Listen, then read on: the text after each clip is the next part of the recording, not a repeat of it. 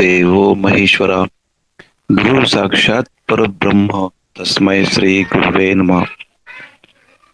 श्री स्वामी समर्थ महाराज की जय. श्री गुरुदेव दत्त.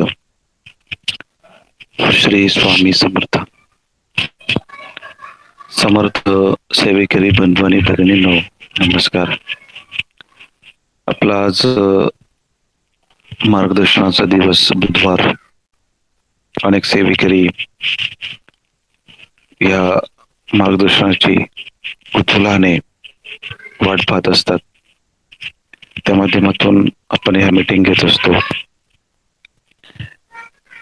ही मार्गदर्शन मीटिंग आपल्या भावी आयुष्याला कलाटणे देणारे असतात. त्या मीटिंग मधून स्वामी महाराज अनेक प्रकारच्या लीला करत असतात. त्या माध्यमातून प्रत्येकाच्या घरी स्वामींचा वावर होत असतो. ते भक्तवत्सल आहेत, भक्त अभिमानी आहेत. त्या मीटिंगच्या माध्यमातून त्या लीला करतात. आज जरी तुम्ही शेकडो लोक ही मीटिंग ऐकताय ऑनलाईन, पण हजारोंच्या घरांमध्ये स्वामी ह्या मीटिंगच्या माध्यमातून नकारात्मक ऊर्जा काढत असतात.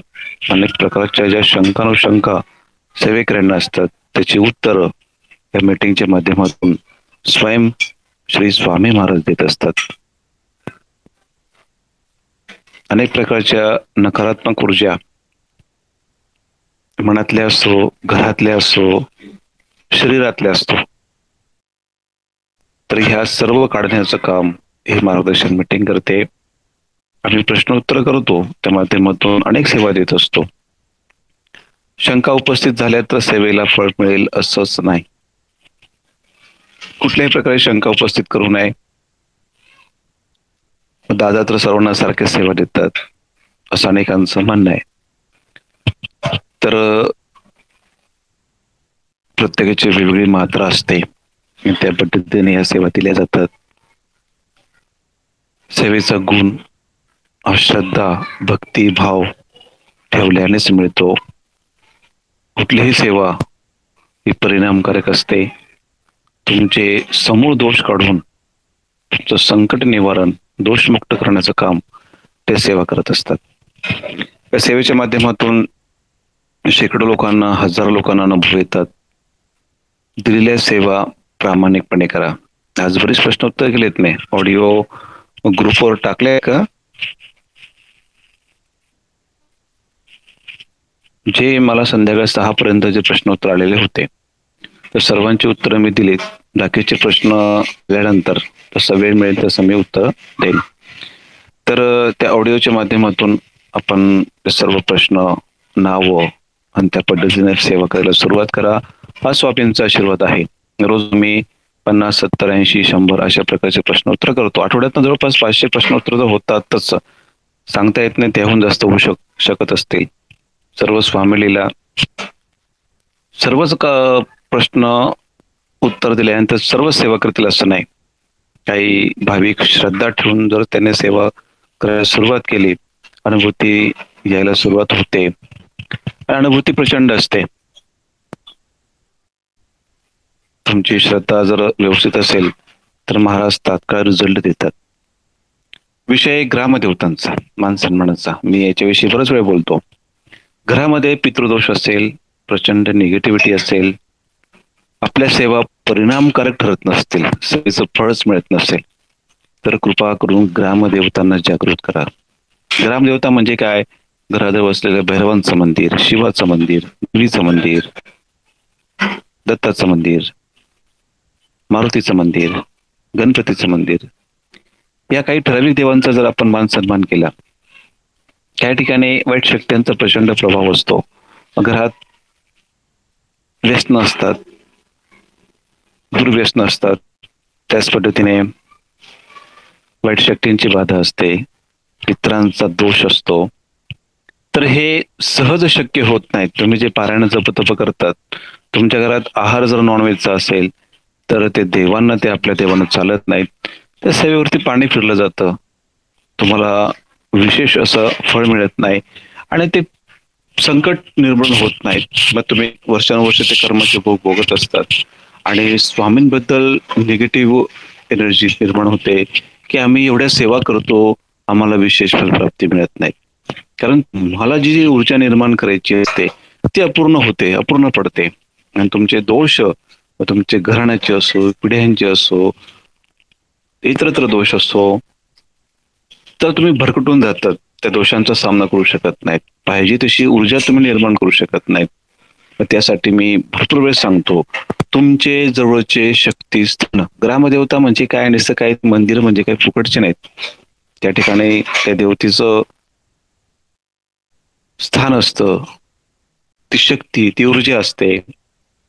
ती ऊर्जा आपण मान सन्मान करून ती ऊर्जा सपोर्टिंग भूमिकेमध्ये, जसं एखादा पिक्चर असतो, हिरो तो हिरोच असतो, पण काही वेळेस सपोर्टेड हिरो पण असं काही खूप चांगलं काम करून जातो. तशी ही सपोर्टिंग ऊर्जा आपण जर सोबत आणली, घरात ठेवली आणि आपण साधना केल्यात, तर निश्चितच त्याच्यावरती मात मिळते. त्यासाठी ग्रामदेवता खूप महत्वाच्या. शिवाची पूजा आपण करतो, तर ही आरोग्यवर्धक देवता आहे. गणपती बुद्धिवर्धक आहे, मारुती शक्तिवर्धक आहे, संरक्षण करणारी देवता असते. भैरव तात्काळ रिझल्ट देतात, स्त्रियांचं संरक्षण करतात. तर अशा अनेक देवीचं मंदिर, ते देवीची कक्षा, आपण देवीच्या मंदिराचा मान सन्मान, ज्यांना प्लॉट्स घ्यायचे, प्लॉट विक्री खरेदीचा व्यवसाय असेल किंवा एखादी वास्तू घ्यायची नवीन, देवीचा मान सन्मान करून तिला प्रार्थना करावी की तुझ्या कक्षेमध्ये आम्हाला उत्तम अशी वास्तू मिळवते. तर त्या देवीच्या कक्षात ती ऊर्जा असते, ती पॉवर असते. हे सामान्य माणसाला ते गणित कळतच नाहीत.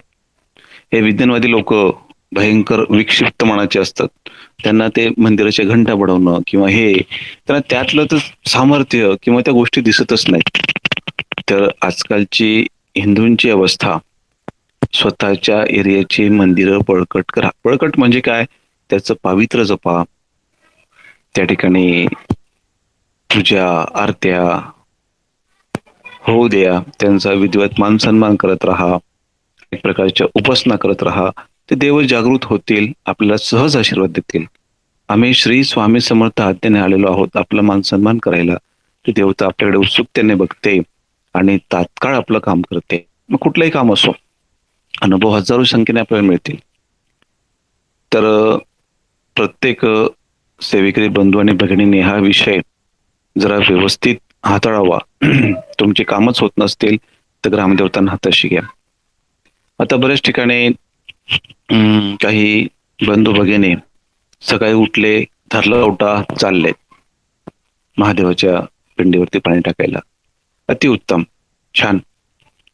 तर तेवढं आपण करतो. आता ते मध्येच पंडित मिश्राजी म्हणून जे काही आहेत, शिवभक्त, शिवपुराण कथा वाचतात, त्या माध्यमातून अनेक खेड्यांमध्ये निदर्शनास आलंय. आम्ही पहिले सांगायचो, जाऊन महादेवाच्या मंदिरात तुम्ही रुद्रपाठ करा, अभिषेक करा.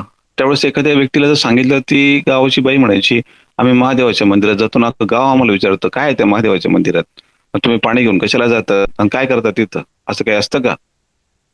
पण आता शेकडो कुटुंब तिथे गर्दी करतात महादेवाच्या मंदिरात लोटाभर पाणी टाकण्यासाठी. तर ती ऊर्जा मिळवण्याचं काम असतं. इतके वर्ष आम्ही सांगितलं, तर ज्यांनी ज्यांनी त्या गोष्टी केल्यात त्यांना अद्भुत सामर्थ्य मिळालं. आपण आपल्या घरातलं एक तांब्याभर पाणी महादेवाच्या पिंडीवर जर टाकलं, त्यावेळेस जर आपण महामृत्युंजय मंत्र, मंत्र महादेवाचा एकच मंत्र आहे, ओम नमः शिवाय नाही, कुठलाच नाही, फक्त एकच मंत्र आहे महादेवाचा खऱ्या अर्थाने. ओम त्र्यंबकम यजामहे सुगंधिम पुष्टिवर्धनम उर्वारुकमिव बंधनान मृत्युर्मुक्षयमामृतात. हाच मंत्र महादेवाचा आहे. ती मृत्युंजय देवता आहे, ती आरोग्याची देवता आहे. संकटकाळी आपण हे कार्यक्रम सांगतो करायला, क्षणार्धात रिझल्ट मिळतात. तर एक माळ जर आपण त्या मंत्राची जर केली आणि ते जल जर आपण महादेवाचं तीर्थ एखाद्या भांड्यात जर भरून आणलं, चोपड्या घरात शिंपडलं आणि घरात सर्व व्यसनातील व्यक्तींना दिलं, तात्काळ व्यसनं सुटतात. बाहेरचे सगळे लफडे सुटतात. जे काही व्यसन असेल ते सुटेल. ती ऊर्जा आहे शिवाची. शिव म्हणजे खेळ नाही. ती संहारक देवता आहे. प्रचंड शक्तिशाली आहे. तर तिचा आशीर्वाद आपल्याला मिळतो. त्याच पद्धतीने काही ठिकाणी शनीचा त्रास मुलांना असतो. शनीचा त्रास असल्यामुळे चिडचिड करणं, भयंकर त्रास होतो. साडेसातीचा त्रास असेल तर अशा व्यक्तीने जर दक्षिणमुखी मारुती आपल्या गावात गावात असेल, आपल्या एरियामध्ये असेल, तर त्याचं जर आपण रोज दर्शन घेतलं किंवा शनिवारी जर दर्शन घेतलं तरी 10 प्रदक्षिणा त्या मारुतीला घालायच्या आहेत. श्रीराम जय राम जय जय राम म्हणून. एक तिळीचं तेल एका पणतीत घेऊन आपण जर एक टक चेहरा त्या पणतीमध्ये बघितला आणि ते तेल जर आपण त्या मारुती दिव्यात टाकलं तर जो काही शनीचा त्रास असेल तो त्रास निघून जातो. रोज मारुतीपणे राम रक्षा हनुमान चालीसा जर म्हटलं किंवा मारुती स्तोत्र म्हटलं तर अद्भुत सामर्थ्य मिळतं. चिडचिडपणा जातो. तो दिवस तुमचा पॉझिटिव्ह एनर्जी असतो. सगळीच कामं होतात. जे रोज मारुतीचे दर्शन करतात ते मुलं लफडे करू शकत नाहीत किंवा लफड्यांपासून ते जरा निराळे असतात. ज्यांना वाटतं आपण बुद्धीमध्ये कमकुवत आहेत, रोज गणपतीचं दर्शन घ्या. थोडा वेळ बसा, गणपती चतुर्दशी म्हणा. 5 मिनिटाचा वेळ लागतो. गणपतीचा आशीर्वाद घेऊन जा. बुद्धी भरत कशी देवता आहे, तुम्हाला आज न उद्या तो आशीर्वाद देतीलच. संकट काळात आपण भैरवणा लगेच आवाहन करतो. कोर्टाचे केसेस असेल काही संरक्षणार्थ आपल्याला जर जवळचे शत्रू त्रास देत असतील, नातेवाईकांमध्ये त्रास देत असेल तर भैरवांना आवाहन करा. मारुतीला तरी आवाहन केले तरी चालते. तात्काळ संरक्षण देतात. आपल्यावर ते हमले होऊ शकत नाहीत. तर ती संरक्षणार्थ देवता असते. ती जर जागृत असेल तात्काळ आपल्याला रिझल्ट देते. मान सन्मानाची पोस्ट आम्ही 1000 वेळेस सांगितले की देवांचा मान सन्मान कसा करायचा. जर एखाद्या व्यक्तीचा आपण श्रीफळ, नारळ किंवा शाल देऊन मान सन्मान करतो ते विशेष त्या व्यक्तीला खूप आनंद होतो आता सत्कार झाल्यावरती. तसंच देवांना विडा वाहून त्यांचा मान सन्मान करायचा असतो. त्यांचा जय जयकार करायचा असतो. आम्ही श्री स्वामी समर्थ आज्ञाने आपला मान सन्मान करतोय. तुमचं जे काही कारण आहे ते सांगायचं असतं. देवता ऐकते आणि तात्काळ आपल्याला ते रिझल्ट मिळतात. आणि ज्या दिलेल्या सेवा आहेत, तुमचे प्रश्न टाकलेले असतील त्या सेवेवरती जर आपण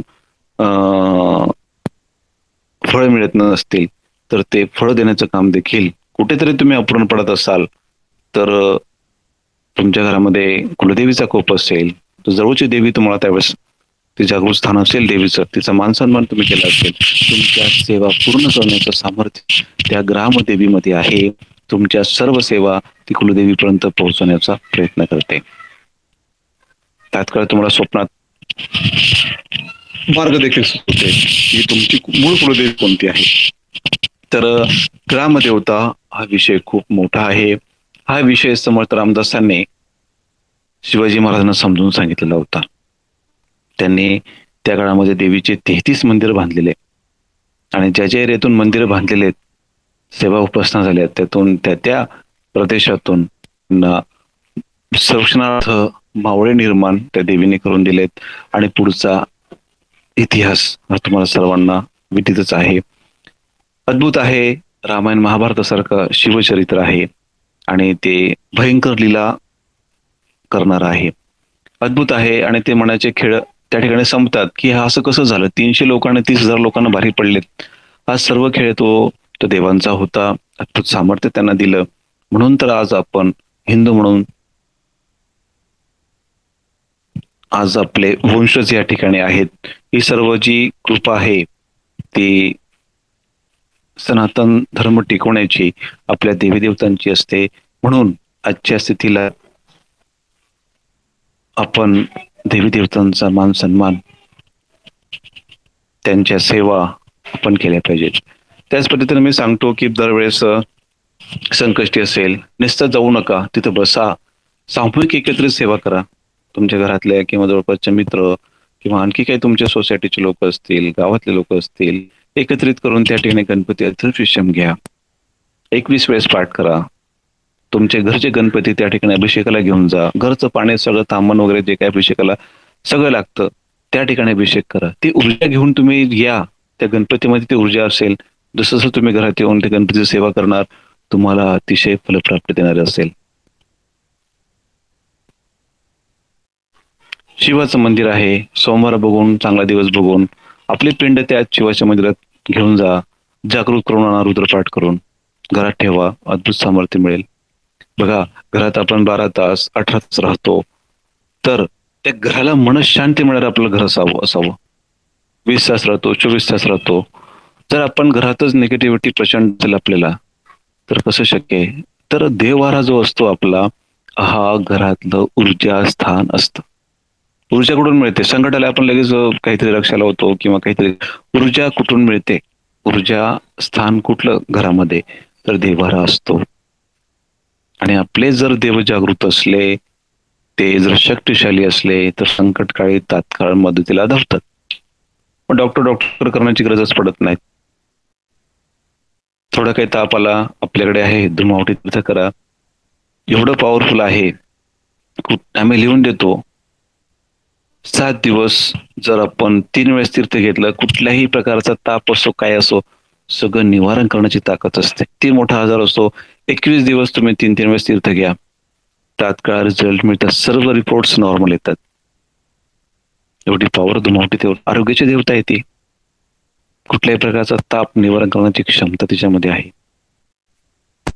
ज्यावेळेस तुम्ही धुमावटी तीर्थ करतात त्या फुलपात्रात जेव्हा तुम्ही मधले 3 बोटं टाकतात बघा 11 वेळेस मला मंत्र म्हटल्यानंतर ते पाणी तुमचं गरम झालेलं असतं. ऊर्जा कोमट झालेलं असतं. आणि ते ज्यावेळेस ते प्राशन केलं जातं कुठल्याही प्रकारची बाधा असली तात्काळ निवारण होते. आजार असला निवारण होतो. अनेक प्रकारचं आजार शाप ताप निवारण करण्याची क्षमता त्या बीज मंत्रांमध्ये ते मला मंत्राचे ते सगळं धुमावटी देवीचे बीज मंत्र दोम दोम दोम राम राम राम श्याम श्याम श्याम हे सगळे बीज मंत्र आहेत. ते बीज मंत्रांची पॉवर. आणि ते बीज मंत्र काय करतात आपल्या शरीरामध्ये जे 7 चक्र असतात तर ते चक्र ऍक्टिव्हेट करण्याचं काम करतात. तुमचं 7 चक्र जर ऍक्टिव्हेट झालेत ज्या चक्रामध्ये शारीरिक काही दोष असला तर ते चक्र तात्काळ तुमचं लिव्हर काम करत नसेल तुमच्या किडन्या काम करत नसेल हार्ट काम करत नसेल तात्काळ ते निवारण करण्याचं काम करतं. एवढी पॉवरफुल अशी देवता आहे. आणि करोनाच्या काळामध्ये माऊलीने ते मंत्र सर्वांना सांगितलेत. अद्भुत लाभ अनेक लोकांना मिळाला. डॉक्टरांकडे जे गेलेत ते कायमचेच गेलेत. जे ऍडमिट झाले ते कायमचेच गेलेत. मग त्यांचा गेम झाला. मग घरी बसून आम्ही ज्यांना साधारण सांगितलेत ते मात्र स्वामींचे सेवेत राहिलेत जिवंत आहेत. असं म्हणत नाही डॉक्टरांना मी चुकीचं बोलत नाही पण काळच तसा असतो. हे सगळं जे ज्ञान आहे हे विज्ञानाच्या पलीकडे. तर श्रद्धा भक्तीने लोक इथं ट्रीट होतात. आपण डॉक्टर जर करत राहिलो तर मग काही खरं नाही. मग ते काय कसा गेम करायचा ते डॉक्टर लोकांना चांगलं माहिती कोणाचा. तर सेवेत असाल तर ह्या गोष्टींपासून आपल्याला वाचवता येतं. स्वामी महाराज संरक्षण देतात. देवारा परत मी विषय काढेल खूप महत्वाचा आहे. अनेक लोकांची समस्या यातूनच असतात. देवारा कसा असावा. जुन्या काळामध्ये काही लोक कसे तीर्थयात्रेला गेले अनेक प्रकारचे देव कसे का असे ना ते लहान मोठ्या मूर्त्या पोकळ आसन हलणाऱ्या उचलले देव टाकले आणले घरी टाकले देवाऱ्यात असे देवारे भरून जात होते त्यांचे. विठ्ठलाकडे पंढरपूरला गेले आणला विठ्ठल टाकला देवाऱ्यात. तुळजापूरला गेले तर आणली तुळजाभवानी टाकले देवाऱ्यात.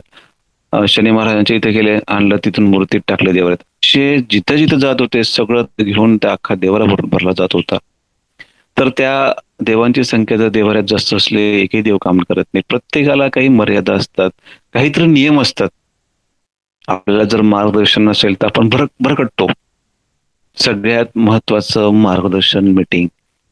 मार्गदर्शन जर योग्य असेल तर तुमचे सगळे संकट हळूहळू का असेल निवारण होतात. योग्य दिशा मिळते. मग देवाऱ्यात नेमकं काय असलं पाहिजे. विश्वाचे चालक मालक पालक परब्रह्म भगवान श्री स्वामी समर्थ महाराजांचा फोटो असला पाहिजे. तो फोटो कसा असला पाहिजे यावर वादविवाद करायचा. स्वामी ज्या स्थितीत बसलेले आहेत गोटीनं धरलेला फोटो, उभा फोटोची शक्यतो सेवा करू नये. पंडित महाराजांचा बसलेला फोटो सांगितलाय, ज्या पद्धतीने आहे त्या स्वरूपात फोटो आपण ठेवायचा. दुसरा फोटो कुठला ठेवायचा? कुलदेवीचा. तुमची 3.5 शक्तिपीठातली जी काही कुलदेवी आहे तिचा आपण फोटो ठेवायचा. गुरु आणि कुलदेवी, मूळ स्वरूप कुलदेवीचं असलं पाहिजे, एवढेच फोटो देवाला ठेवायचे. बाकीचे फोटो ठेवण्याची गरजच नाही. मूळचा आपण विचार केला पाहिजे. नंतर मूर्त्यांमध्ये याच्या व्यतिरिक्त कुठल्याही मूर्त्या ठेवायच्या, ज्या आम्ही सांगतो तेवढ्याच ठेवायच्या. प्रथम गणपती पूजनीय विघ्नहर्ता म्हणून आपण गणपतीची डाव्या सोंडीची मूर्ती ठेवली पाहिजे. उजव्या सोंडीची मूर्ती आपण देवाला ठेवू नये. जर ठेवलीच तर अभिषेक करावा लागतो, अतिउत्तम फलप्राप्ती मिळेल. पण सेवा जर झाली नाही तात्काळ आपल्याला वाईट रिझल्ट मिळतील. हे ब्राह्मण लोकांना माहिती आहे. शक्यतो ब्राह्मण लोक उजव्या सोंडीचा गणपती ठेवतात. तर आपण संसारी लोकांनी संकष्टी बघून, रविवार बघून, चतुर्थी बघून डाव्या सोंडेचा गणपती ठेवला, त्यावरती अभिषेक केला, अतिउत्तम. डाव्या सोंडेचाच गणपती आपण देवाला ठेवायला पाहिजे. दुसरा बाळकृष्ण, महाविष्णूचं स्वरूप. त्या बाळकृष्णामध्ये राम, सगळ्या विष्णूच्या स्वरूपांची सेवा होऊन जाते. बाळकृष्ण, लंगडा बाळकृष्ण आपण देवाला ठेवला पाहिजे. नंतर स्वामींची मूर्ती, आपले गुरु स्वामी, त्यांची मूर्ती ठेवली पाहिजे. कुलदेवीची टाक ठेवली पाहिजे. देवालयामध्ये जी काही आपली कुलदेवी वंश परंपरागत तिचे टाक ठेवले पाहिजे. 2 देवीच्या मूर्त्या असल्या पाहिजे. 2 व्यतिरिक्त तिसरी मूर्ती देवीची देवालयात ठेवतच नाही. मग 2 कुठल्या? मग संसार आहे आपला, संसारामध्ये आपण अन्नपूर्णा आणि महालक्ष्मी बसलेली उभी ठेवू नये. अन्नपूर्णा बसलेली पाहिजे. मग अन्नपूर्णा कशी ठेवायची? एक छोट्याशा प्लेटमध्ये, छोटी प्लेट घ्यायची आपण, त्या प्लेटमध्ये थोडं तांदूळ घेऊन त्याच्यावरती अन्नपूर्णा विराजमान, जेणेकरून अन्नपूर्णाचे पाय त्या तांदूळात गेले पाहिजे अशी ठेवली पाहिजे. लक्ष्मी बसलेली आपण ठेवली पाहिजे. त्यानंतर सर्वात महत्वाची ऊर्जा स्थान, पिंड महादेवाची. महादेवाचे अनेक अवतार आहेत. आपले कुलदेवत पण असू शकतात, ज्योतिबा वगैरे. तर पिंडीतनं आपण अनेक अवतारांची सेवा करतो शिवाच्या. महादेवाची साधी पिंड हवी, त्याच्यावरती नंदी नाग काहीच नको, एवढ्याच देवाला असलं पाहिजे. बाकीचे यंत्र कुठले? तर मी मगाशी सांगितलं, आर्थिक स्थिती प्रबळ राहण्यासाठी आपण श्रीयंत्र ठेवलं पाहिजे. रुद्रयंत्राच्या सेवा आरोग्यासाठी असतात. रुद्रयंत्र असेल तर ते उत्तम ठेवलं पाहिजे. जर गाय असेल तर आपण ते बाळकृष्णाच्या मागे ठेवली पाहिजे. शक्यतो गाय पण पुजावी लागते, बाळकृष्ण प्रसन्न होतात. तर आपल्याकडे 10-10 रुपयाची प्रेमळे मिळतात. ते जरी आपण देवाऱ्याजवळ, स्वामींजवळ, कुलदेवीचे फोटो समोर ठेवले तर देव जागृत असतात. इतरत्र देवाऱ्यामध्ये कसलीही गर्दी करू नये. मग शंकराच्या मूर्त्या, शंकराचे फोटो, मारुतीच्या मूर्त्या, मारुतीचे फोटो, शनी, मुंजे, संतोषी माताचे फोटो, गायत्री मातेचे फोटो, भैरवांचे फोटो देवाऱ्यात पूजू नये. हे सर्व उग्र प्रकारचं. संतोषी माता जर म्हटली तर तिचे सगळं कडक सेवा असते. संसारी लोकांना त्या सेवा ज्या आहेत त्या उग्र असतात, त्या करू नयेत. गायत्री माताचं पावित्र्य जबरदस्त असतं, तर ते देवाऱ्यात ठेवू नये, त्यांची सेवा करता येत. आपण गुरूंच्या सान्निध्यात राहून गायत्रीचा जप करू शकतो. तर प्रत्येक गोष्टीला काहीतरी तत्व आहे. हे तत्व ओलांडलं तर त्रास आपल्या सर्वांना होतो. म्हणून योग्य त्या मूर्त्या आपण देवाऱ्यात ठेवल्या पाहिजे. या व्यतिरिक्त देवाऱ्यात काहीच नको. 3 इंच किंवा 3.5 इंचापेक्षा मूर्त्या कुठल्याही मोठ्या नकोत. आपल्या माहेरीकडून जर काही देव आणले असते ते शक्यतो देवाऱ्यात ठेवू नये. ते ठेवले तर मग आपल्या ज्या काही सेवा आहेत त्या माहेरकडच्या लोकांना त्यांचं पुण्य मिळत असतं. शक्यतो लग्नात आलेले जे देव आहेत ते आपण आपल्या चांगल्या एखाद्या कपाटामध्ये, पांढऱ्या कपड्यामध्ये तांदूळ घेऊन, सुपारी घेऊन, 1000 रुपया नाणं टाकून त्यांची पूजा अर्चा करून, पंचोपचार पूजा करून आपण त्या व्यवस्थित बांधून ते देव तसे ठेवले पाहिजे योग्य ठिकाणी. त्यांची शक्यतो आपण देवाऱ्यात उपासना करू नये, नाहीतर त्या माहेरचा पितृदोष आपल्याला लागतो. लक्षात घ्या. जर माहेरीकडचे देव जर आपण देवाऱ्यात ठेवले तर आपल्या सेवा तिथपर्यंत पोहोचतात. त्या घराच्या कुटुंबाला पितृदोष लागतो माहेरचा. माहेरचं जर इथल्या केलेल्या सेवेचं पुण्य जर त्या माहेरी जातंय, मग तिकडचे दोष काही येणार नाहीत का? म्हणून चुकून सुद्धा देवाऱ्यामध्ये माहेरचे देव ठेवू नये. पितृदोषाचा परिणाम आपल्या घरात भोगावा लागतो. तर काही तत्व आहेत ते आपण पाळली पाहिजेत. आजकालचे लोक माहेरचं काय असलं म्हणजे विशेष काढू देत नाही. मग माझ्या माहेरचं आहे, मी का नाही ठेवणार, अशा भगिनींची गैरसमज होतो आणि तात्काळ त्यांना त्या दोषांना सामोरं जावं लागतं. असो, शक्यतो श्रीयंत्रावरती कमळगट्ट्याची माळ ठेवावी. बऱ्याच वेळा सांगितलं, परत एकदा सांगतो. श्रीयंत्रावरती कमळगट्ट्याची माळ ठेवण्याचा अर्थ असा, कमळगठ्ठा म्हणजे कमळाची बी पासून बनवलेली ती माळ असते आणि कमळाचं लक्ष्मी लक्ष्मी ही कमळावरती विराजमान आहे. श्रीयंत्र म्हणजे ते लक्ष्मीचं आसन आहे. ज्यावेळेस तुम्ही 108 मणींची कमळगठ्ठ्याची माळ जेव्हा श्रीयंत्रावर ठेवतात, तर 108 कमळाची फुलं वाहण्याचं पुण्य आपल्याला तात्काळ मिळतं. म्हणून श्रीयंत्रावरती आपण कमळगट्ट्याची माळ ठेवावी. रुद्रयंत्रावरती 5 रुद्राक्षाची माळ ठेवावी. ते रुद्रयंत्र शक्तिशाली होतं. आपण जर त्या रुद्रयंत्रावरती किंवा रुद्राक्षावरती जरी आपण रुद्रपाठ केलेत आणि ते तीर्थ जर घेतलं, त्या घरामध्ये अद्भुत लाभ होतात. रुद्र तीर्थ समूळनाशक, अगदी कितीही वाईट व्यसन असतील माणसाला समूळ नष्ट करण्याचं ताकद त्या रुद्र यंत्रावरती तीर्थावरती आहे. कुठल्याही प्रकारचा रोग नष्ट करण्याचं सामर्थ्य त्या रुद्र यंत्राच्या तीर्थावरती आहे. मी तुम्हाला स्वरूप सांगतो. घरामध्ये अपंग व्यक्ती असेल, पोळी झालेले व्यक्ती असतील, मतिमंद असतील, डायबिटीज, बीपी, कॅन्सर, HIV, वाताचे सगळे आजार, कफाचे आजार, पित्तापासून जे निर्माण झालेले आजार असतात, अल्सर असो काही असो, या रुद्र यंत्रावरच्या रुद्र तीर्थाने तात्काळ निवारण केले जातात. मी सांगितलं 40 वर्षांत अनेक प्रकारचे आजार निर्माण होतात. फक्त तुम्ही ही 121 दिवस सेवा रुद्र यंत्रावरती करून बघा आणि आयुष्यभर डायबिटीस फ्री आणि बीपी फ्री राहा. तुम्हाला कुठल्याही प्रकारचा आजार होणार नाही. एवढी ताकद त्या रुद्र यंत्राची आहे, त्या रुद्र तीर्थाची आहे. अगदी मरणासन्न व्यक्तीला जर रुद्राचं 2 थेंब जर तीर्थ दिलेत, तर यम काळ त्याला स्पर्श करू शकत नाहीत.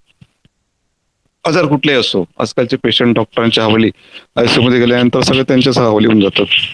रुद्राचे 2 थेंब ते त्या पेशंटकडे जाऊ शकत नाही. रुद्र ते रुग्ण दगावतात. तर दुर्दैव आपलं, ते 2 थेंब जरी त्यांच्या मुखात पडले तर प्राण हरण होऊ शकत नाही, कारण त्या ठिकाणी रुद्र पावर असते. कुठल्याही प्रकारे यम त्यांना स्पर्श करू शकत नाही. गुरूंची शक्ती असेल तर लगेच जीवदान मिळतं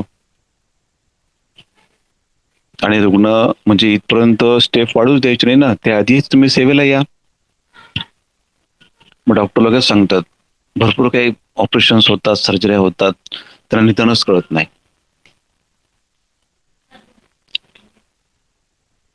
जखम पिचडते, वारंवार त्याच्यावरती पाय कापावला गेला, हात कापावला गेला, डायबिटीस वाढलाय, तर अशा वेळेस डॉक्टर लोक सरळ कापून मोकळे होतात.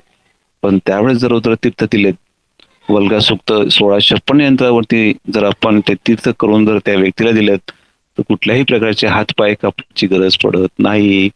त्यासाठी ग्रामदेवतांचा आपण मान सन्मान करावा.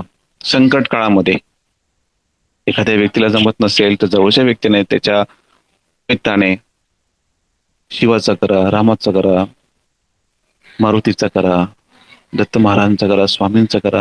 ते मान सन्मान केल्यानंतर ती जी ऊर्जा आहे वायू रूपाने त्या तिथपर्यंत पोहोचते. प्रार्थनामध्ये खूप ताकद असते. भले भले जप, तप, हवन, शांती ब्राह्मणाकडून करून फायदा होत नाही, पण एक केलेली मनापासून प्रार्थना त्या देवतेपर्यंत पोहोचते, तात्काळ रिझल्ट मिळतात. तर आपण मंदिरं कशासाठी असतात आपल्याला अजून कोणी समजून सांगितलंच नाही हा विषय. फक्त मंदिरात घंटा वाजवायची आणि बसायचं, तर पुजारी काय करतो त्यालाच माहिती. 2-4 आरत्या झाल्या की येऊन प्रसाद देतो, उठून प्रसाद घ्यायचा आणि आल्या त्या पावलाने निघायचं. आपल्याला कोणी सांगितलंच नाही अशा पद्धतीने आपण सेवा करू शकतो. भगिनींनी एकत्र येऊन रिकामे कामं करतात. वाटेतले काही कामं करतात, काय बोलणार आता. एकत्रित येऊन जर आपण एखाद्या देवीच्या मंदिरामध्ये 10, 15, 20 भगिनी येऊन जर देवीचा पाठ करा, देवीचा आशीर्वाद घ्या, तो आशीर्वाद तुम्हाला मुलाबाळांना मिळेल. मुलं योग्य दिशेला जातील. शिक्षण कमी असतील चालतील, काही हरकत नाही, पण संस्कारयुक्त राहतील. कसं आहे, थोडं माणसाकडे पैसा आला, अहमपणा वाढून जातो. तो उगाच तो पान ताट ढेरी ताट त्याचे सगळं तो स्वतःला असं वाटतं त्यानेच विश्व निर्माण केलंय. ते हे मनोरुग्ण असतात. आपण गुरु जर केला, तुमची स्थिती कशी असो, मनुष्याला अहंकार कधी येत नाही. कुठल्याही स्थितीमध्ये असो, ही गुरूंची कृपा असते. अति उच्च स्थानावर जरी पोहोचला तर निरहंकारी राहणं ही एक प्रकारची कला आहे. ते गुरु शिकवतात आपल्याला. थोडा अहंकार वाटला असता तर महाराज तो अहंकार घालवतात, त्यालाच गुरु म्हणतात. स्वामींकडे काही मागायचं नाही, कधीच नाही, चुकून नाही. हो, त्याने तुमचा योगक्षेम घेतला, ही फार मोठी आयुष्यातली फार मोठी गोष्ट आहे. मागून मागून काय मागणार. त्याचं सर्व लक्ष आहे तुमच्याकडे. त्यांचे काही गणित आहेत, त्यांना पूर्ण करू द्या. तुमच्या कल्याणासाठीच ते करतायत. तुम्हाला काही समजत नाही, स्वामींना सगळं समजतं. तुमचा भूतकाळ माहिती, तुमचा भविष्यकाळ माहिती. जेव्हा तुम्ही स्वामींकडे येतात, त्यांना काही बदल करायचे असतात, ते करू द्या. त्यांना अनेक प्रकारचे दोष तुमचे काढायचे, काढू द्या. काही लोक आमच्यापासून दूर आहेत, त्यांचे भोग भोगताय. आमच्याकडे आल्यानंतर ते भोगाची समाप्ती होते, 0 मिनिटात होते, त्यात का रिझल्ट मिळतो. ते म्हणतात आम्ही 10 वर्षापासून सेवा करतो, 15 पासून करतो, पण आम्हाला असे रिझल्ट कधी भेटलेच नाहीत. तुमच्या संपर्कात आलेलेच रिझल्ट भेटले. अवश्य भेटेल, कारण स्वामीनं तुम्हाला रिझल्ट देण्यासाठीच आम्हाला पाठवलं इकडे. तुम्ही कुठेतरी काहीतरी काळ्याकोपऱ्यात पडले आहात, किंवा तुमच्या सेवा कुठेतरी या अडकलेल्या आहेत, तुम्हाला योग्य मार्गदर्शनाची गरज आहे. त्यातून तुम्हाला अद्भुत लाभ मिळतात. फक्त शब्द प्रमाण ठेवायचं, इथं सांगितलेलं तेवढं करायचं, श्रद्धेने करायचं. अवश्य तुम्हाला तात्काळ लाभ मिळाल्याशिवाय राहणार नाही. विषय जसा देवाऱ्याचा मी सांगितला, त्याच पद्धतीने कुलदेवीचा सुद्धा आहे. अनेक प्रकारचे विषय कुलदेवीवरती येऊन ठेपतात. कुलदेवी आपले मूळ आपल्या पिढीतले, ज्यापासून आपलं कुळ निर्माण झालं, ते ऋषी गोत्र आणि ती कुलदेवी खूप महत्वाची असते. ब्राह्मण संकल्प घेताना गोत्राचा विचार करतात, ऋषीचा विचार करतात, कुलदेवीचं ते नाव काढत असतात. तर ती मुळाची जननी, आपण तिची सेवा न करता दुसऱ्याच मावशीची सेवा करतो.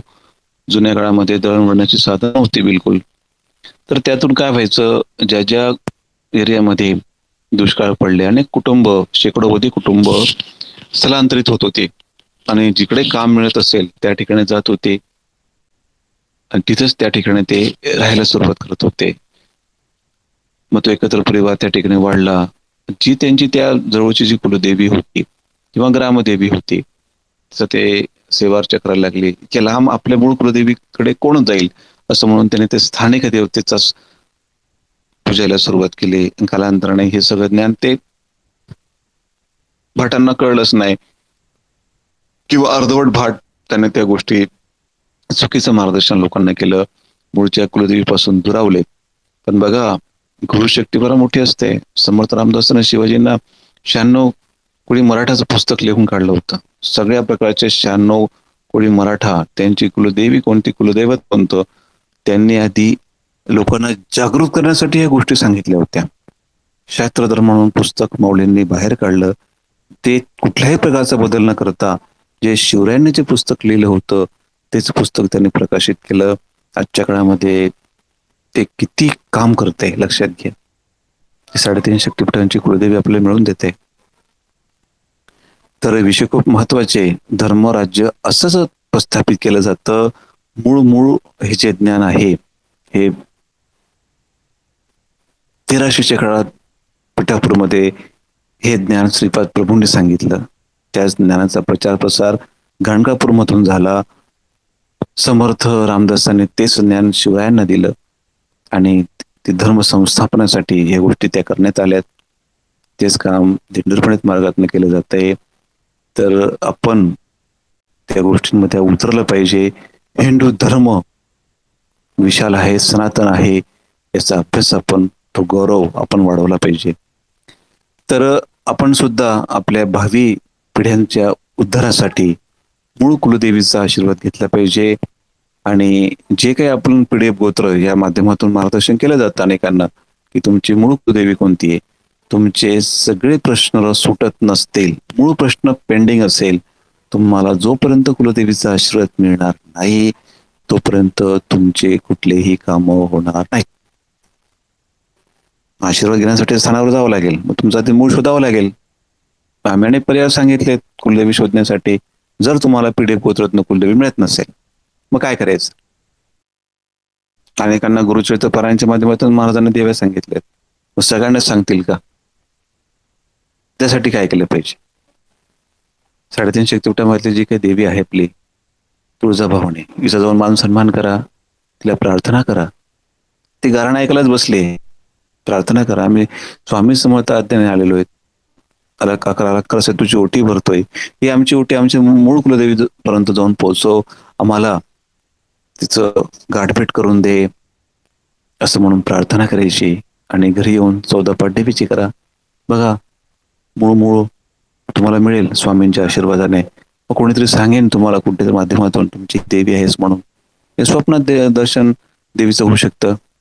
तेवढं जमत नसेल तर जवळची जी ग्रामदेवी आहे तिचा ओटी भरा, मान सन्मान करा, प्रार्थना करा. घरी येऊन 14 पाठ देवीची करा संकल्पयुक्त. प्रयत्न करा, तुम्हाला कुलदेवीचा आशीर्वाद मिळतो का, कुलदेवी मिळते का, कोणाच्या माध्यमातून तुम्हाला मूळ कुलदेवीचं स्वरूप माहीत पडेल. तर ह्या 2 गोष्टी करून बघा. तिसरा पर्याय पण आम्ही बऱ्याच वेळेस सांगितलेला आहे, तर तो पण ग्रुपवर टाकला जाईल. मूळ या स्थितीला खूप महत्व आहे. तर जोपर्यंत कुलदेवीचा आशीर्वाद तुम्हाला मिळत नाही तोपर्यंत पित्र सुद्धा संतुष्ट होत नाही. दुसरा प्रकार पित्रांमध्ये तो मोडतो. तर पितृदोष 90% आजकाल लोकांना पितृदोष आहेत. पितृदोष नष्ट कसा करावा? स्वामींच्या अनेक प्रकारच्या सेवा त्यासाठी आहेत. भयंकर अपयश ज्यावेळेस येतं त्यावेळेस संततीचा इश्यू असतो, लग्नांचे इश्यू असतात, अपयश भयंकर येतं, जीव आत्महत्या प्रवृत्त होतो, सगळंच काही समाज अस्ताव्यस्त होतो. त्यावेळेस त्या समाजावरती कुलदेवीचा आशीर्वाद नसतो, पितरांचा आशीर्वाद नसतो. ज्या समाजाला कुलदेवीच नाहीत त्याचे पितर संतुष्ट कसे होतील? ते भरकटतात इकडे तिकडे, योग्य गतीला जात नाहीत. मग त्यासाठी काय केलं पाहिजे? नारायण विधी आहे, सुलभ भागवत ग्रंथ आहे, पंचमहायज्ञासारखे आपण हे करू शकतो. पंचमहायज्ञ म्हणजे मोठे काही नाहीत, ते सगळ्यांना माहिती आहेत, बऱ्याच सांगितलेत मी. गुरुचरित्र सारखे पारायण करू शकतो. 12 लक्ष श्री स्वामी समर्थ जप, 6 लक्ष गायत्रीचा जप, हे सगळं करून सुद्धा दोषाचा भार कमी करता येतो, पूर्ण नील होत नाही. तर हळूहळू का असेना आपल्या साधने, सेवा साधनेने या गोष्टी साध्य करता येतात. आणखी सर्वात महत्वाची गोष्ट वास्तुशास्त्र. आता वास्तुशास्त्र म्हणजे काय? ढोंग आहे का सगळं हे? त्याला काही बेस आहे. भगवंताने जेव्हा वास्तू निर्माण केली, विश्व निर्माण केलं, त्याला बेसच नव्हता काही. जसं आपण घर बांधायचा विचार जरी केला तर आधी आपल्याला काय करावं लागतो? खड्डा खोदावा लागतो, कॉलम टाकावे लागतात, त्यावरच इमारत उभी राहते. आता भगवंताने सगळी सृष्टी निर्माण केली, बेसच राहिल्याने कुटुंबामध्ये त्याने वास्तुपुरुष निर्माण केल्या, दिशा निर्माण केल्या. आधी वास्तुपुरुष निर्माण केला, पूर्व पश्चिम दक्षिण उत्तर 10 दिशा निर्माण केल्या. आपण अष्टदिशा मानतो. मग ईशान्य, आग्नेय, नैऋत्य, वायव्य, ह्या दिशा कोणाकडे सोपवायच्या आहेत म्हणून त्यांनी प्रत्येकाला, जसं एखादं आपण डिपार्टमेंट तयार जर केलं त्याचा एक मेन माणूस असतो की नाही सांभाळणारा, HR डिपार्टमेंट मग HR मॅनेजर असतो, अकाउंट डिपार्टमेंट मॅनेजर असतो. तसं दिशांचं मालक ठरवलेत. ईशान्येला ईशाची दिशा, आग्नेयेला अग्नीची दिशा, नैऋत्य पिशाची दिशा, वायव्य हे वायुदेवतेची दिशा, उत्तर ही कुबेराची दिशा. अशा दिशांचं महत्व त्या शक्तीला प्रदान करण्यात आलं. मग काय झालं? तो त्या दिशेचा मालक, त्याचं प्रभुत्व असतं. आता तुमच्या घरामध्ये जर ब्रह्मरंध्र अग्नीकडे जर दिशा असेल, अग्नीकडे जर तुम्ही पाणी ठेवलं, जल आणि पाणी एकत्र राहू शकतं का? शॉर्ट सर्किट होतं. ज्या ठिकाणी अग्नी दिशेला पाणी आहे आणि ते पाणी जर तुम्ही ग्रहण केलं, तर तुमच्या घरामध्ये हार्ट अटॅक, पॅरालिसिस सारखे अटॅक, अनेक प्रकारचे आजार घरामध्ये येऊ शकतात. नैऋत्येकडे जर खड्डा असेल, तर मग अनेक प्रकारचे स्त्रियांचे आजार, पुरुषांचे गुप्तरोगाचे आजार, कधीही न बरा होणारा स्किनचा आजार येऊ शकतो घरामध्ये. वायव्य दिशेला जर तुमचं किचन असेल, वायू म्हणजे काय? बघा, घराच्या वायू दिशेला हवा जास्त असते आणि त्या तुलनेमध्ये अग्नि दिशेला हवा नसतेच. जे अग्नि दिशेच्या खिडक्या आहेत त्यातनं तुम्हाला आलेली ही रोगदायकच हवा असते. जर अग्नेय किंवा दक्षिण अग्नेयकडे जर खिडक्या असतील, शक्यता बंदच ठेवाव्या. त्यातून रोगट हवा निर्माण होते आणि घरात सर्व ठिकाणी रोगासारखं वातावरण पसरवते. पश्चिम दिशेच्या ज्या हवा आहेत त्या मोकळ्या असतात, ते घराला प्रसन्न निर्माण करणारे असतात. म्हणून आपण वायव्य दिशेला जर किचन असेल तर शक्यतो वायू आणि किचन म्हणजे अग्नी, वायू आणि अग्नी एकत्र काय होतं? पेट घेतला जातो. घरात कदाचित बर्निंग केसेस होऊ शकतात, अनुभव बोलतात. ठीक आहे, अशी काही गोष्टी असतात. मग पूर्व आणि उत्तर दिशा त्याच्या तुलनेमध्ये जी असते, पश्चिम आणि दक्षिण दिशा. शक्यतो पूर्व आणि उत्तर दिशा म्हणजे जो ईशान्य भाग येतो उत्तर, तो शक्यतो आपण ईशान्य उत्तर दिशा हा जरा मोकळा ठेवावा, प्रशस्त ठेवावा. त्या तुलनेमध्ये दक्षिण आणि नैऋत्य दिशा आहे ते आपण जड करावी. आणि त्या दिशा जर जड केल्यात, समजा तुमचं ईशान्येला जर स्टेअरकेस जिना असेल, तर शक्यतो मुलांची प्रगती होत नाही. शिक्षण झाले तरी त्यांना योग्य ते जॉब मिळत नाहीत. त्या शिक्षणाचा विशेष त्यांना फायदा होत नाही, लक्षात घ्या. तर जिना हा दक्षिण दिशेलाच असला पाहिजे. तर भरपूर अशा काही ढोबळ वास्तुशास्त्र आहे. ते वास्तुशास्त्र आपण महत्वाच्या गोष्टींचा अभ्यास करून त्यावरती विना तोडफोड न करता आपण काही शास्त्र, पिरॅमिड्स, विविध प्रकारचे कलर्स, बल्ब लावायचे, कुठल्या कलरचे बल्ब लावायचे, रंगीत पट्टे, असं काही शास्त्र आहे. त्यावरती हे दोष कमी करता येतात. ईशान्येला जर तुमचं टॉयलेट असेल, त्या ठिकाणी जर ईश म्हणजे ईशाची दिशा आहे आणि तुमचं जर त्या ठिकाणी घरातलं सर्व लोकांचं मलमूत्र त्या ठिकाणी पडत असेल, तुमच्या कितीही कोणाकडे जा प्रश्न उत्तर घेऊन आणि किती उत्तर येऊ द्या, कितीही तुम्ही कार्यक्रम करा, तुम्हाला 0% फळ मिळेल. अशा घरांमध्ये दडपण असतं. आईवडिलांना रात्रीची झोप केलेली असते. एक तर मुलगी घरी आलेली असते, तर मुलाचं लग्नच होत नाही, तो 35-40 वर्षाचा होऊन जातो. नाही तर मुलगीच घराच्या बाहेर पडून गेली, तिचा हातापत्ताच नाही. अशा घरामध्ये कुटुंबियांना रात्रीची झोप नसते, प्रचंड दडपण असतं. ते किती श्रीमंत असून गरीब असो, तो प्रभाव आहे, तो दोषाचा प्रभाव आहेच. मग अशा वेळेस काय करायचं? कोणी सांगितलं आम्ही त्याच्यावर दोषावर निवारण करतो, हे अमुक ते वाघाचे, तर मग ते ग्लास लावा, मग वाघाचे चित्र लावा, फरक पडत नाही. ती वास्तूतनच ते ईशान्य टॉयलेट असो, ते ईशान्येकडे टॉयलेटच्या टँक्स असो, काढायच्यातच.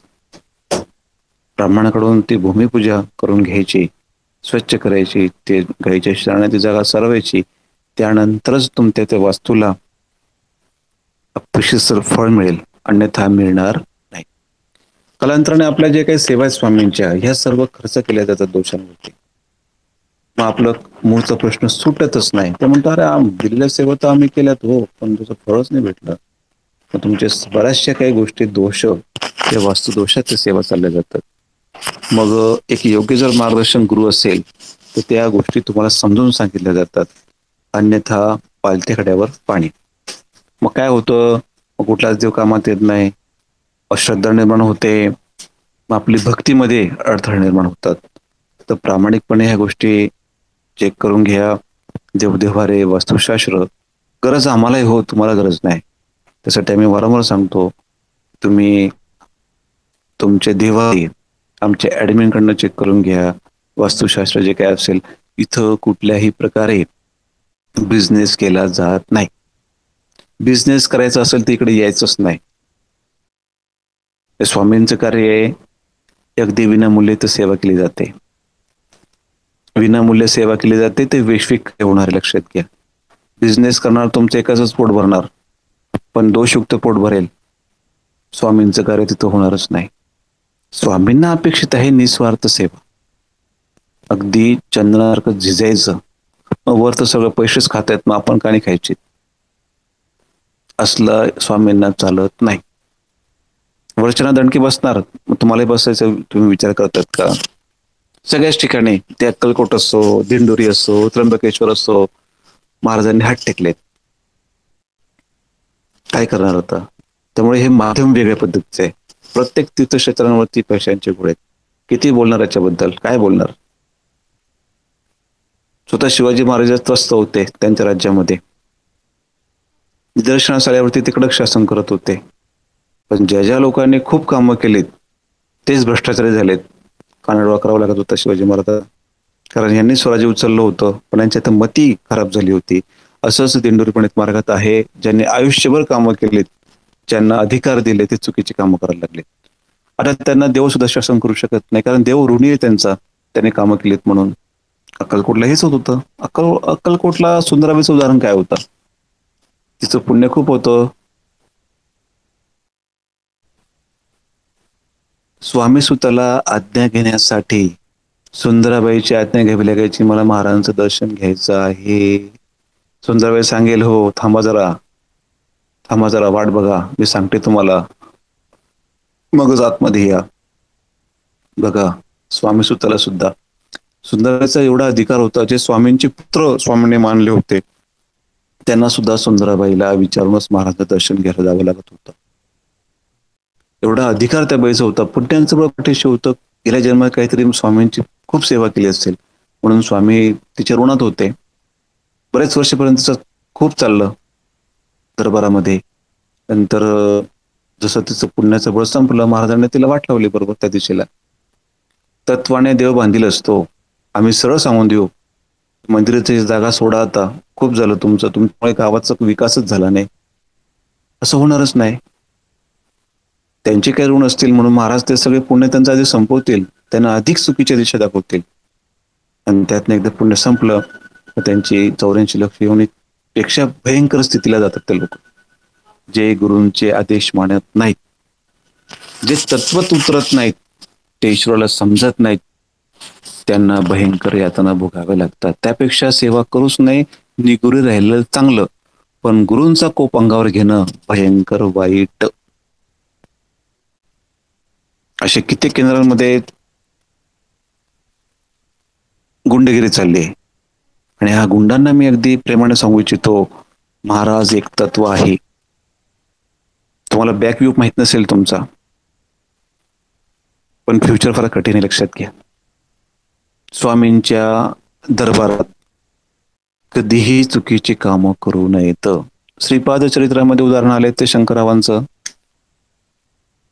श्रीपाद चरित्रात उदाहरण आले, गेल्या जन्मात त्याने समोर डाव मांडला होता. 2 मित्रांनी डाव जिंकल्यानंतर बोली केली होती, तुझी बायको मला देशील तू, असं त्यांचं काही देवाणघेवाण झालं त्या ठिकाणी. नेमके ते जिंकलेत आणि याने बायको त्याला दिली नाही. पुढच्या जन्मामध्ये ते श्रीपाद चरित्र वाचा तुम्ही, ऋण कशी असतात.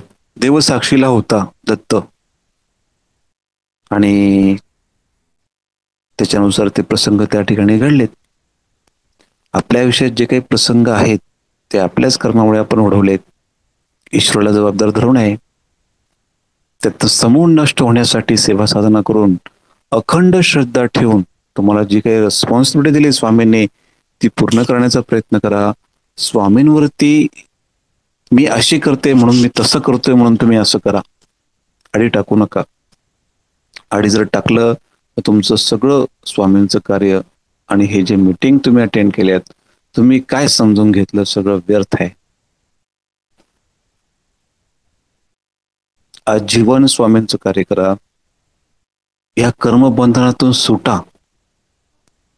गणित कठीण आहे, विशाल आहे, आणि जेव्हा जेव्हा तुमच्या अंगावर ते गोष्टी येतील, आज ना उद्या तुम्हाला झेलून ते पूर्ण कराव्याच लागतील. इथं गुणतत्व आहे, लक्षात घ्या. लोक गर्द्या करतात, आता शिवपुराण वाचायला गेलं की लाखोच्या संख्येने लोक गर्दी करताय. चांगलं आहे, अवश्य चांगलं आहे. तुम्ही शिवाची कितीही सेवा करा, तुम्हाला जी काही इच्छित असेल देऊन टाकतील. तुम्ही रामाची कितीही सेवा करा, जे काय असेल ते देऊन टाकतील. हो, कृष्णाची सेवा मोक्ष देऊन टाकतील. भक्ती असेल तर मिरीसारखी तर मोक्ष देतील. ज्या काही देवता आहेत त्यांच्या इच्छित तुमच्या इच्छानुसार देऊन टाकतील. पण जेव्हा तुम्ही गुरूंकडे येतात, गुरुचरित्र पारायण वाचा, गुरूंच्या किती लीला असतात. त्या जीवाला देवता 24 तत्वाने घडवतात आणि गुरु हे 26 तत्वाने घडवतात. देवांपेक्षा अधिकार गुरूंना खूप असतो. तर या गुरुतत्वाकडे तुम्ही आलेले आहात, लक्षात घ्या. तुमची सेवा करायला शिव येतील. जसं सांदीपक ऋषीचं उदाहरण आपल्या गुरुचरित्र पारायणमध्ये आलेलं आहे, ते वाचा. कशासाठी वाचतो आपण? वाचून गुरुचरित्र पारायण वाचून सोडून दिलं तुम्ही, मग तुम्ही आयुष्यात काय स्वीकारलंच काय? फार मला कळकळीची विनंती करावीशी वाटते. मी शिवपुराण ऐकताना मी दोष देत नाही, तुम्ही दोष घेत नाही, मी तो पण दोष घेत नाही. इथं साक्षात तुमच्या पुढे शिव बसलेले आहेत, इथं राम बसलेत. हो, गुरुशक्तीमध्ये अखंड देवांचा निवास असतो. जर तुमच्यावरती शिव कोपलेत, स्वामी आहेत, घाबरायची गरज नाही. गुरु सगळं सांभाळून घेतील. पण एकदा जर गुरु कोपले, विश्वातला कुठलाच देव सांभाळू शकत नाही. लक्षात घ्या, लक्षात घ्या. गुरुशक्ती एवढी मोठी असते. कुलदेवी कोपले, पितृ कोपले, हरकत नाही, सांभाळत आहे महाराज. ते कुलदेवीला महाराज होती फिरवतील, तिचे शाप ताप सगळे महाराज वरच्यावर निवारण करतील. तुम्हाला कळणार पण नाही. थोडं परत दुःख होतील किंवा त्रास होईल. एखादा देवतेचा कोप आहे, महाराज आहेत, काय टेन्शन नाही. गुरुशक्ती सगळं सांभाळेल. पण ज्या दिवशी महाराज कोपले, त्या दिवशी कोण सांभाळेल तुम्हाला? कार्य करत असताना ज्यांनी गुंडगिरी करून केंद्र स्थापन केलीत किंवा केंद्र मंदिर स्थापन केलेत, त्या ठिकाणी स्वामींचं कार्य अडचण निर्माण करत आहे. स्वामींचं कार्य होऊ देत नाही किंवा स्वतःही करत नाही, दुसऱ्याला करू देत नाहीत. हा गुरूंचा कोप आहे. यांना कोण वाचवेल? एक स्वामी समर्थ सेवेकरी प्रतिनिधी म्हणून बोलतो मी. पुढचे वाईट दिवस एक पिढ्यानपिढ्या नष्ट होतील तुमच्या. महाराजांचं कार्य समजून घ्या. जर अध्यक्ष होत असाल तर जीवापाड कार्य करा स्वामींचं. त्या गावातलं एक सुद्धा घर समर्थ सेवेकरी का नाही झाले म्हणून प्रश्न आम्ही विचारणार तुम्हाला. कार्य करा, अनेकांना कार्याला प्रवृत्त करा. 18 विभाग आणखी तुम्हाला दुसरे 18 निर्माण करायचे, निर्माण करा. पण स्वामींचं असं कार्य करा तर त्या गावामध्ये अगदी समर्थांचा सकाळ संध्याकाळ जय जयकार झाला पाहिजे. आम्हाला बघायचं या विश्वात फक्त स्वामीच असले पाहिजे, फक्त स्वामी. श्री स्वामी समर्थ अख्ख्या विश्वाचा ताबा यांच्याकडेच आहे. तुम्ही शिवाची सेवा करा, शिव येणार नाही तुम्हाला फळ द्यायला. गुरूंच्या कृपेमध्ये साक्षात श्री स्वामी महाराजच फळ देणार आहेत. अनेक ऋषी असो, भक्त असो, कुठल्याही देवाची सेवा करो, सरकार स्वामींचं आहे. फळ तुम्हाला स्वामीच देणार आहेत. मग तुम्ही रामाची करा, कृष्णाची करा, अन्यत्र देवांची करा. दत्त प्रभूच या कलियुगाचे चालक, मालक, पालक आहेत. कलियुगाचा अस्त दत्तप्रभूंच्या आशीर्वादानेच होणार आहे. आणि जे जे जीव तारण हरवणार आहेत ते दत्तप्रभूंच्या आशीर्वादानेच होणार आहेत. म्हणून या दत्त कार्यामध्ये अनेक देवतांचा आशीर्वाद आहे. आपल्या दरबारामध्ये आपण इतके देवता का मांडून ठेवल्यात? राष्ट्र कल्याणासाठी. गरज आहे का आपल्याला? श्री स्वामी समर्थ सगळं करतात, बाकीच्या देवांचं काय गरज? गणपती, नारायण, लक्ष्मी, दत्त महाराज, नवनाथ, गायत्री, काय गरज आहे? महादेवाची पिंड. तर हे सगळे देवी देवता जे आहेत आपल्या दिंडोरी दरबारामध्ये, राष्ट्राच्या कल्याणासाठी आपण यांची सेवा करतो. आत्मकल्याणासाठी फक्त श्री स्वामी समर्थ पुरेचं आहे नाम. मग त्याचे काही प्रोसिजर असतात, दरवेळेस सांगितलेत. ते हळू का असे ना, तुम्हाला त्या गोष्टी कळतील. काही हरकत नाही. आपला 1 तास झालं, बरेच विषय आपण यावी आज विस्तृत आपण चर्चा केली. खूप मोलाचे विषय होते. काही जुन्या सेवेकरांना वाटेल की आज जे काही झालं सगळं आम्ही मागे ऐकलेलं आणि दादाने परत तेच सांगितलं. पण तुमच्यासारखे काही नवीन सेवेकरी आहेत, ते जॉईन झालेत, त्यांना ते विषय माहीत नव्हते. मग त्यांच्यापर्यंत पोहोचणं खूप महत्वाचं आहे. म्हणून मी आजचे विषय अगदी मौल्यवान असे विषय मी विस्तृत मार्गदर्शन केलेलं आहे. आणि आपण निश्चितच हे विषय आपल्या आयुष्यामध्ये काय काय चुका आहेत देवघरात वास्तूमध्ये कुलदेवीचं असेल तर चेक करायचं आणि त्यातून हे दोषमुक्त व्हा. स्वामींच्या चरणी या अद्भुत सामर्थ्य आहे. इकडे तिकडे भटकू नका, कुठेच भटकू नका. अखिल विश्वाचे गुरु स्वामी. लक्षात घ्या, विश्वात जेवढे संत प्राणी निर्माण होतील स्वामींच्या आशीर्वादाशिवाय होऊ शकतच नाही. मग कुठल्याही देवाची असो, काहीही असो, विनाकारण फुकटची गर्दी कुठे करू नका. गर्दी करायला माझं अजिबात दुमत नाही. अवश्य करा. अहो, शिव तर आमचेच आहेत ना. अखंड शिवपुराण, अखंड विष्णुपुराण, अखंड भागवत हे गुरु कृपेनच कळतं.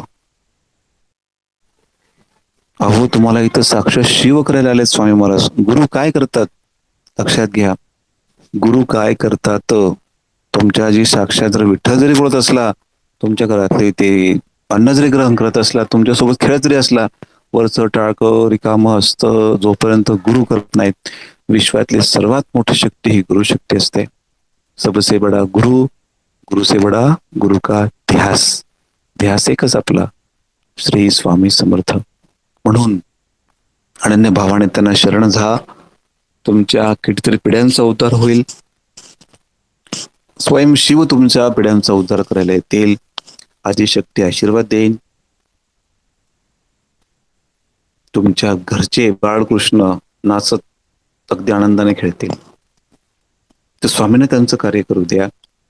जे काही दोष आहेत, जे काही आहे, ते सर्व निवारण होतील. स्वामींचा आशीर्वाद, शुभ आशिष सर्वांना मिळेल. एकच ध्यास घेऊया, विश्वामध्ये स्वामीच असतील. स्वामींचंच कार्य दिसायला पाहिजे आपल्याला सर्व ठिकाणी. प्रत्येक घर स्वामीमय करूया. कोणी रामाचे भक्त असतील, कृष्णाचे असतील, त्यांचे फळ फक्त स्वामीच त्यांना देऊ शकतील. अनेक संप्रदायाचे असतील, आणा आपल्याकडे. आपण त्यांना त्यांचा कृष्ण, राम, त्यांचं जे दैवत असेल ते परिपूर्ण अवस्थेत स्वामींच्या रूपात त्यांना दिसेल. त्यांचे अडले नडलेली सगळी कामं होतील. खऱ्या अर्थाने त्यांना त्या देवतेचा आशीर्वाद मिळेल. ही विशाल अशी गुरुशक्ती आहे आणि हिचा लाभ आपण प्रत्येकाने घ्याव्या. श्री स्वामी समर्थ. आज बरंच काही मीटिंगचे विषय या ठिकाणी मी संपवतो.